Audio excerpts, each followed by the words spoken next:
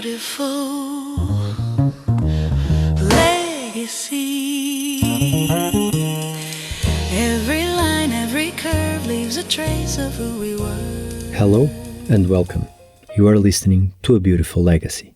I'm your host, Tiago Pinto, and this is your short moment to take a look on the people who shaped how we live, shop, work, and move.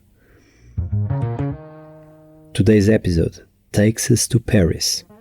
In the late 19th century, fashion exists but is fragmented.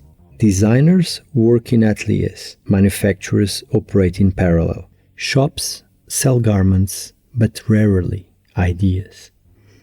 Trends move slowly, carried by word of mouth, magazines or elite circles. Fashion is admired but not yet organized. And then comes Théophile Bader. Not a couturier, not an architect, not a showman, but something far more consequential, a system builder. This is the story of the man who understood that fashion does not thrive on talent alone. It thrives on structure.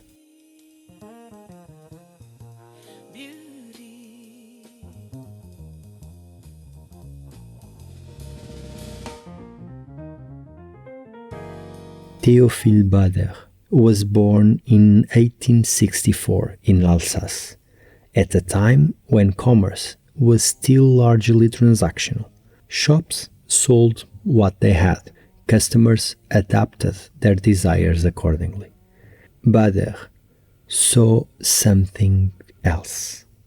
He saw that fashion was becoming faster, more aspirational, more social, and that it required a new type of infrastructure, one that could connect design and production, aspiration and accessibility, creativity and commerce.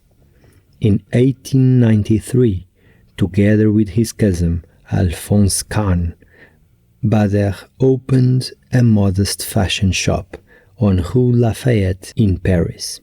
It was small, unremarkable, but the idea behind it was radical. This would be a shop that merely stocked clothes.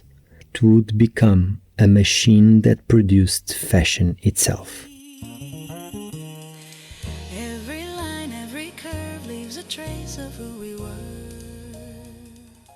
Most department stores of the era focused on scale or spectacle. Bader focused on coordination. He understood entirely that fashion could not scale if designers, manufacturers, buyers, and displays operated in isolation. So he began aligning them. Galeries Lafayette gradually became a buyer of textiles and finished garments, a supporter of emerging designers, a producer of in-house collections, a curator of taste, a stage for fashion shows. This was not accidental. It was architectural thinking applied to culture. Bader was designing a loop. Design feeds production, production feeds design. Retail feeds desire, desire feeds design again. Fashion, for the first time, behaves like a living organism.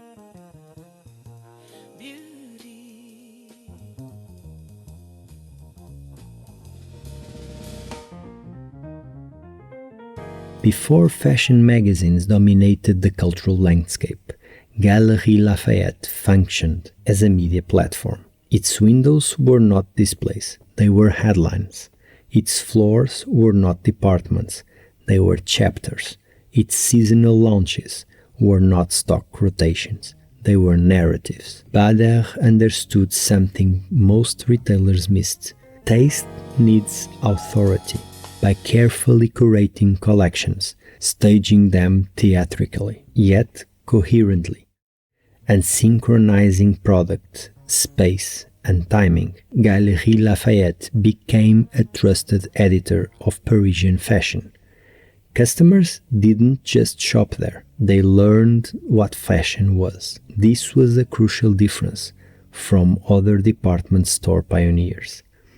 Bader wasn't entertaining the public, he was educating it.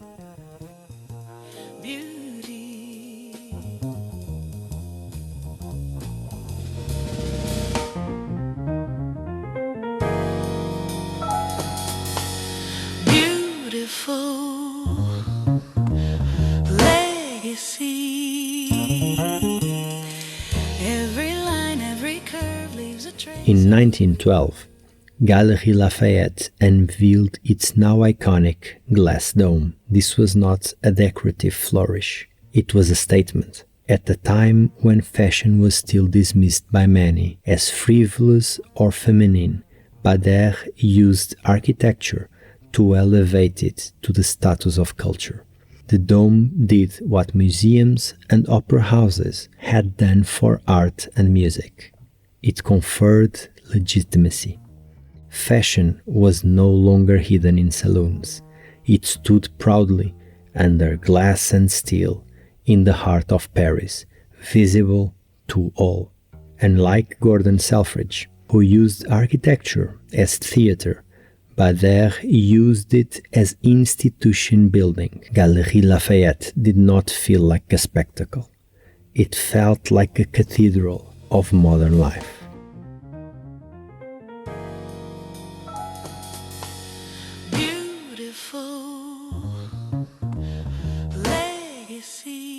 Crucially, Bader never tried to separate Galeries Lafayette from Paris.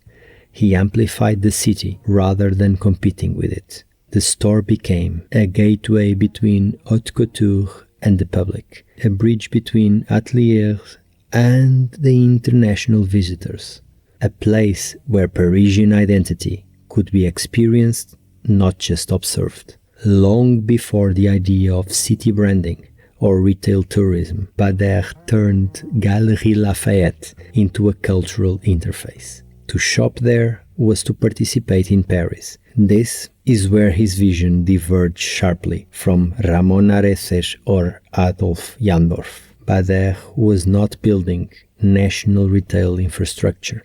He was exporting cultural influence.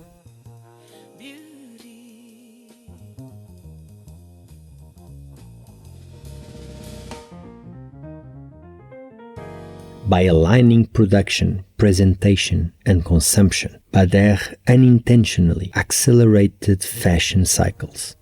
Styles changed faster, collections became seasonal, customers expected renewal. This acceleration would later define the entire industry, from ready-to-wear to fast fashion. But at Galeries Lafayette, speed was not about disposability, it was about relevance. Fashion became a dialogue between creators and the public, mediated through retail. The store was no longer the endpoint, it was the engine.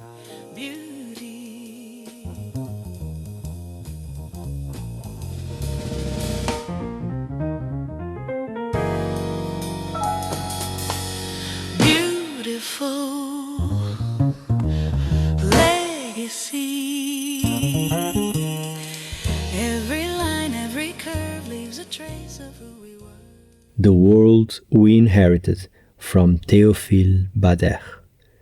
Walk into a modern concept store and you are walking inside Bader's system. The way collections are curated, not by category, but by mood and narrative, traces directly back to Galeries Lafayette's editorial logic.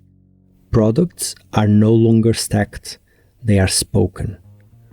Look at vertically integrated fashion brands today. Their power lies on synchronizing design, production, and retail into a single rhythm. This is Bader's loop industrialized. Consider flagship stores acting as cultural landmarks rather than mere point of sale. Architecture is used to legitimize brands, to anchor them in cities, to turn retail into destination. This is the dome translated into glass cubes, heritage palazzi, or sculptural interiors. Even fashion weeks, collaborations and capsule drops carry his DNA. Fashion is released as an event, staged in time, communicated spatially, consumed collectively. And that system, more than any single building or garment, is the world we still inhabit today.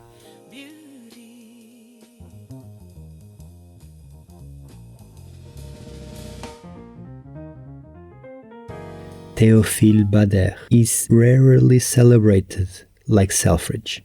He is not mythologized like the great designers, but his influence is everywhere. In every store that curates instead of stacks, in every brand that aligns creativity and commerce, in every city that uses retail as a cultural soft power. He proved that fashion needs more than talent. It needs structure, rhythm, and belief. He didn't sell fashion, he designed the system that makes fashion possible. And that, truly, is a beautiful legacy. Beautiful legacy. Every line, every curve leaves a trace of who we were. You've been listening to A Beautiful Legacy, a short moment of clarity in a world built by remarkable minds. If it inspired you, follow the show and join me again on Tuesdays and Thursdays. Until then, keep noticing the beauty people leave behind.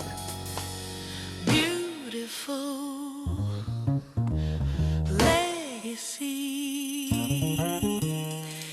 Every line, every curve leaves a trace of who we were. In the shape of a chair in